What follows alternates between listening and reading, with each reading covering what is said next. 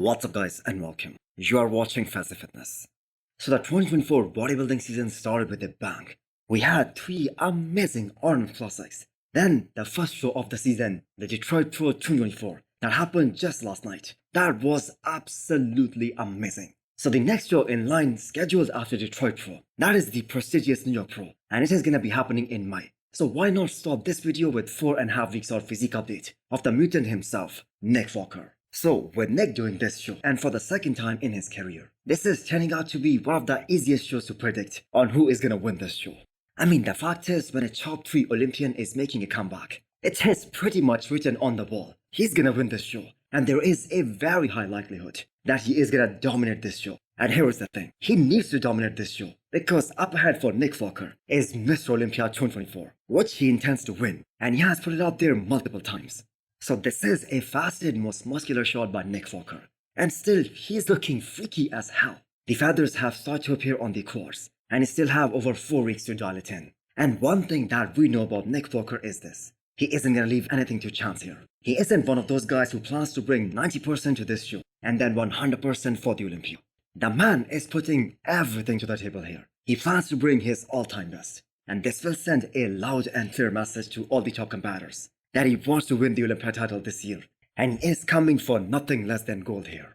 So whether he will be able to win the Olympia title or not, that is a whole different discussion. That's a different story. But the intent is obviously there, and that is to win the biggest bodybuilding show on earth. So all of his fans cannot wait to see the improvements Nick Walker has made over 1.5 years. Because the last time he was on the bodybuilding stage, that was at the Arnold Classic 2023. That was more than 1 year ago. But one thing I do want to mention here about this update is that his left leg, his injured leg, that is still looking a bit downsized compared to his right leg. Or maybe it is the lighting, but we will find out more about that when he steps on stage. Maybe Quinton is indirectly trying to tell us that he is in fact doing the New York Pro. The level of detail Quinton has right now in these latest pictures, he looks very much on target if he wants to be ready for the New York Pro. So Quinton has been doing a lot of cardio during this prep, and he has been following a low carb approach, which means that he does low carbs for a few days and then have a high carbs day, or otherwise known as the refeed day when needed. So most of the guys who took the last year off to focus on getting bigger to grow, they have shown us that it was well worth it. And Quinton's last show was Texas Pro 2022, where he placed 5th, and I have to say that was a very competitive lineup.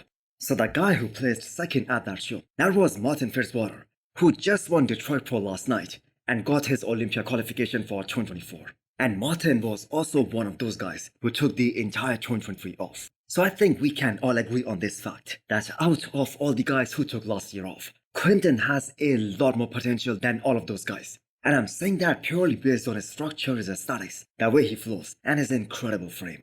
We had James Holling, Antoine Wyland, Martin Fitzwater, Mohammad Shaban, and Rafael Brandao as well. But Quinton definitely has more potential than all of these guys. And the reason I'm saying that is this. The guy is 6'2". He's one of the tallest guys out there, and his frame allows him to pack on as much muscle as he wants to, without worrying about getting blockier, without worrying about blowing his waistline. And honestly, I cannot wait to see his return to the stage. And I have a feeling that he is another bodybuilder who is gonna make his Olympia debut in 2024.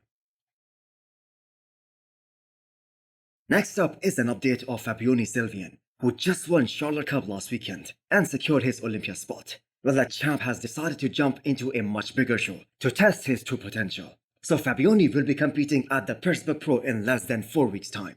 And it really is a great move by him, as long as he is in a great shape. I mean, he just competed. Why not do multiple shows? Why not compete more often and see what needs to be done in order to present a much better package at his Olympia debut in October and possibly crack top 10 at the Olympia?